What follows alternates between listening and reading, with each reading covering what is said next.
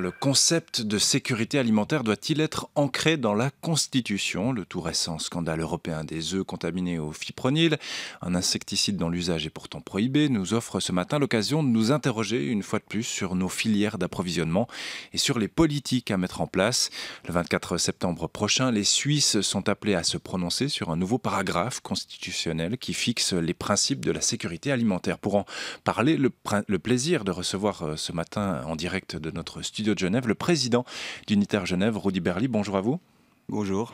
Alors on va commencer par la phase de diagnostic. Comment se porte la filière alimentaire en Suisse, en particulier le volet de la production? On parle de ces scandales. On a vu dans l'actualité récente des porcheries très critiquées pour certains mauvais traitements envers les animaux. Comment est-ce que se porte la filière de production de la nourriture en Suisse, Rudy Berly? Alors, en fait, la Suisse ne fait pas vraiment exception à ce qui se passe dans d'autres pays européens.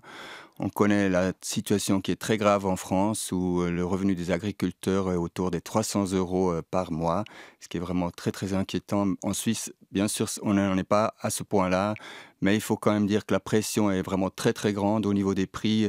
Les familles paysannes doivent disons, affronter une situation des prix qui est vraiment toujours à la baisse. On a des prix à la baisse au niveau bien sûr, on connaît tous le problème du secteur laitier où les prix sont scandaleusement bas en dessous des coûts de production, mais aussi dans la production céréalière, les filières spécialisées, la production fruitière.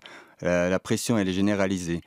Et donc, bien sûr, en Suisse, on est encore relativement bien encadré par disons, une politique publique, mais il y a vraiment à faire. Si on veut garantir l'avenir d'une production paysanne en Suisse, il y a un besoin d'agir et un besoin d'agir rapidement. C'est pour cela que ces initiatives sur l'avenir de notre agriculture sont nécessaires, sont bienvenues.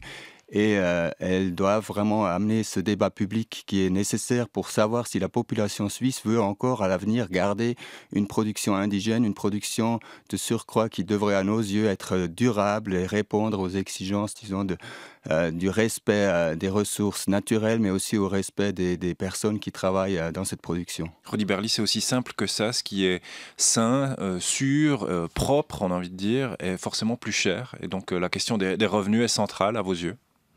On ne rase pas gratis, ça n'existe pas, une production alimentaire de qualité qui ne coûte rien.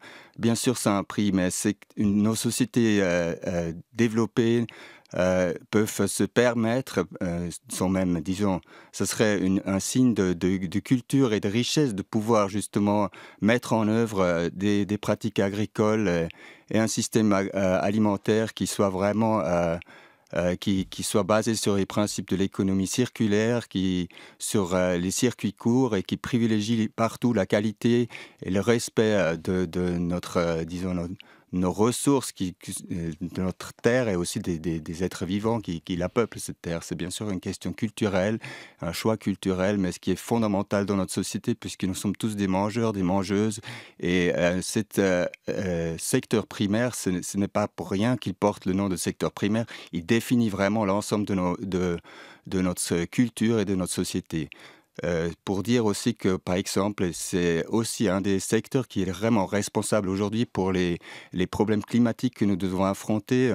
On estime que le système alimentaire est responsable de 43% des émissions de gaz à effet de serre. Donc, on est au cœur des choix de société, au cœur des choix pour l'avenir, pour nos civilisations. Et si on revient à la sûreté alimentaire, Rudy Berly, on a quand même eu quelques signes avertisseurs. Si on se rappelle du scandale de la vache folle, hein, de ces farines très critiquées à l'époque, comment est-ce qu'on peut encore aujourd'hui découvrir des scandales, que ce soit les œufs au fipronil ou encore récemment ces lasagnes au cheval? Est-ce qu'il y a un manque de contrôle? Les autorités politiques, publiques ferment les yeux aujourd'hui sur certaines pratiques d'entente avec les producteurs? Disons, Bien sûr, il y a un système qui malheureusement, nos politiciens et nos institutions, malgré des belles intentions, des belles paroles, c'est vrai qu'en Suisse, on a un article constitutionnel, par exemple, qui est excellent. On y est inscrit depuis 1996, le principe du développement durable, mais on constate malheureusement que non seulement en Suisse, mais partout, il y a un fossé qui sépare les belles déclarations des institutions et la réalité qui ensuite se traduit par une dérégulation commerciale, par des accords de libre-échange qui met vraiment en concurrence les producteurs de tous les pays entre eux et qui pousse à la baisse évidemment qui met la pression sur les prix et sur la compétitivité, une compétitivité en seul terme économique et qui ensuite produit ces dérapages qui sont une conséquence logique en fait de cette dérégulation. Et ce qui est aussi vraiment intéressant, inquiétant et pénible à voir, c'est que d'une part, ce sont les consommateurs aujourd'hui qui subissent vraiment une sorte de tromperie parce qu'on leur promet que les animaux soient bien traités, qu'ils puissent consommer sans se soucier de ce qu'ils achètent au magasin. On voit bien qu'en fait, on nous cache quand même cette réalité terrible de la production industrielle, notamment au niveau de l'élevage. En Suisse, on a des normes relativement strictes, on a des limitations au niveau de la détention des animaux, des places de stabulation, etc. Ailleurs, c'est totalement, on peut faire ce qu'on veut, donc on voit des concentrations énormes d'usines d'élevage d'animaux, notamment au niveau des volailles, ce qui mène bien sûr à d'énormes problèmes d'hygiène et qui ensuite donne lieu à ce genre de scandale. Rudy Berlier, on a presque envie de dire, à vous écouter, que ce sont les véganes qui ont raison. Il faut arrêter de manger de la viande, manger des produits qui sont liés à l'exploitation des animaux. Ce sont les véganes qui ont raison, si vous permettez cette boutade.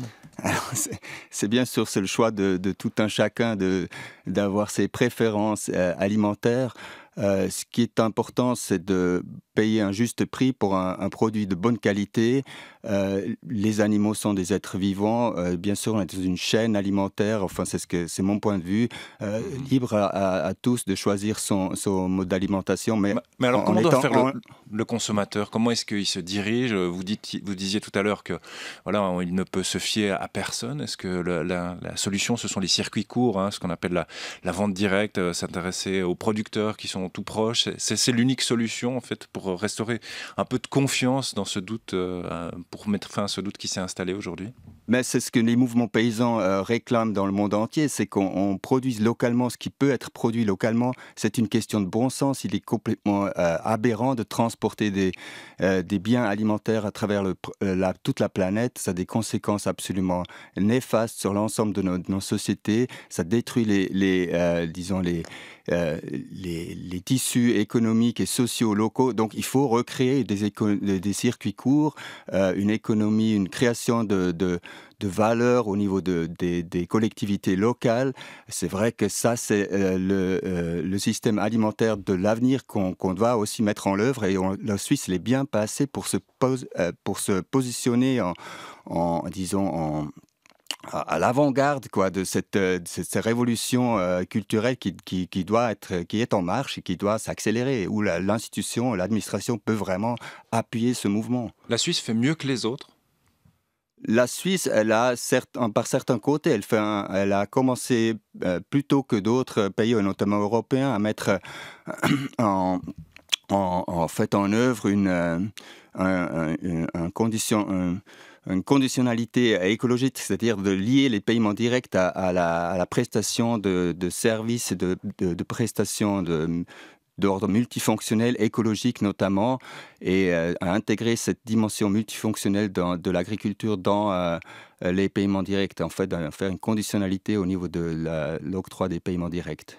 Aujourd'hui, en Suisse, il y a ce débat qui commence sur la votation de septembre, du 24 septembre, sur cet article constitutionnel qui veut ancrer la sécurité alimentaire dans notre texte fondateur. Est-ce que cette votation est la bonne solution, la direction à suivre pour Unitaire, pour le syndicat que vous défendez, justement pour aller vers plus de sûreté dans nos aliments, de sécurité, de production locale, d'économie en matière de ressources également, Rudy Berly? Disons, c'est un pas, comme je l'ai dit, c'est un premier pas nécessaire. Il faut, nous attendons un gros plébiscite en faveur de l'agriculture locale et indigène. Malheureusement, il faut dire que le texte de l'initiative donne, disons, beaucoup de marge d'interprétation à nos instances et nous, on pense qu'il faut avoir un texte beaucoup plus contraignant. C'est pour ça que les 3 initiatives principales qui seront soumises prochainement au peuple suisse, on parle de l'initiative sur la sécurité alimentaire votée ce 24 septembre. Ensuite, l'initiative sur les aliments équitables déposée par les Verts et bien sûr de l'initiative sur la souveraineté alimentaire déposée par Unitaire. Ces 3 initiatives sont complémentaires. Là, maintenant, le premier pas est bien sûr cette sécurité alimentaire qui, on va dire qu'elle ne mange pas de pain, mais elle on a parlé aussi de vote pour du beurre dans la presse au moment où Jan Schneiderman a lancé la campagne de votation. C'est l'occasion en tout cas pour la population suisse de donner un signal fort en faveur d'une production indigène, une production respectueuse sur tous les plans.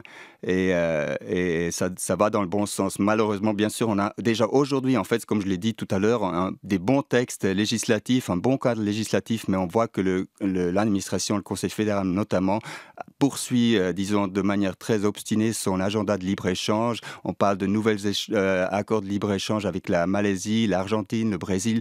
Ce sont des gros pays producteurs de matières agricoles. Et là, on est en totale contradiction avec les objectifs affirmés et les objectifs inscrits dans notre législation. Donc, pourtant, c'est un des points de cet article constitutionnel, de favoriser les échanges potentiellement. Ça, vous le critiquez aujourd'hui ? Parce que s'il y a un plébiscite de la population, on ira vers plus de libre-échange et peut-être plus d'importation de produits douteux. C'est votre vision. Douteux, ça, bien sûr, on le critique. Nous, la Suisse, elle a toujours besoin d'avoir des échanges commerciaux. Mais simplement, c'est les règles selon lesquelles ces échanges s'effectuent qui doivent être claires. Elles ne doivent pas se faire au détriment de la production indigène, parce que disons, c'est juste du non-sens, comme je l'ai déjà dit, de délaisser la production indigène.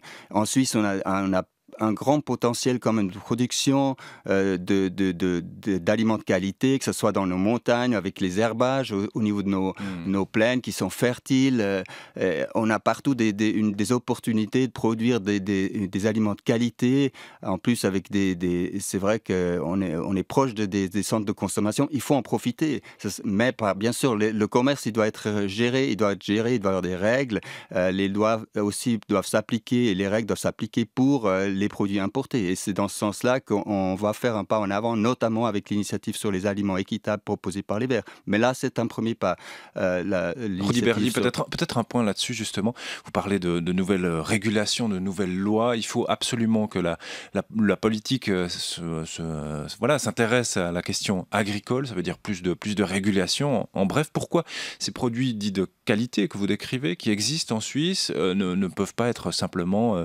pourquoi la libre concurrence ne fonctionne pas dans ce domaine-là, puisque les produits sont de qualité, que le consommateur a envie d'acheter de la qualité dans un monde parfait. Il devrait se diriger vers des produits suisses, peut-être un peu plus chers, mais avec une certaine sûreté dans ce qu'il achète. Pourquoi ça ne fonctionne pas ? Disons, on a une situation, on a quand même un marché vraiment ultra dominé par un duopole en Suisse, on le connaît bien. On n'est pas du tout dans une situation où le marché est neutre. La pression exercée, je l'ai déjà dit, elle est énorme.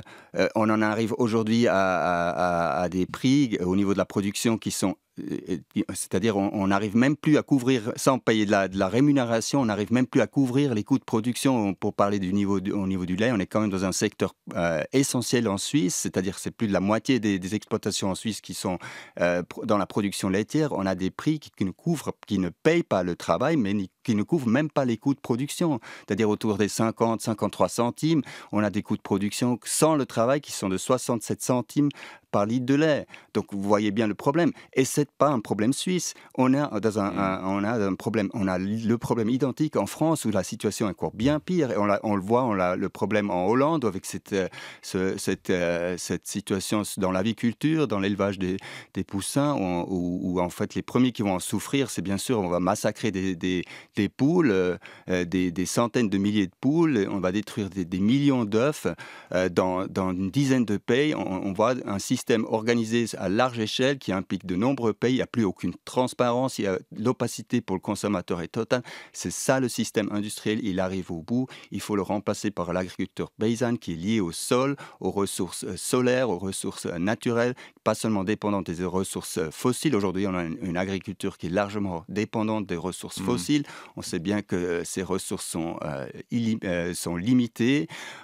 Donc, il faut faire ces choix-là et la Suisse est bien placée pour les faire et pour commencer vraiment à avoir un rôle de pionnière comme elle l'a déjà eu dans le passé. Elle peut encore continuer. Elle a de belles perspectives. Elle a les moyens aussi pour commencer ce virage. Alors Rudy Berlier, avant de feuilleter la presse, une dernière question sur les distributeurs. On a vu certaines initiatives, par exemple des briques de lait équitables, payées au juste prix pour le producteur. Qu'est-ce que vous en pensez de ça? On parle aussi, il y a des idées dans l'air, de créer un label équitable pour justement, voilà, le prix serait plus élevé, mais le consommateur, dans son rayon, dans son étalage, même dans les duopoles que vous décriviez tout à l'heure, aurait le choix de dire je paye au juste prix ou au contraire je prends le produit le moins cher parce que ça correspond aussi à ma bourse. Qu'est-ce que vous en pensez de ces initiatives-là? Est-ce que c'est une solution?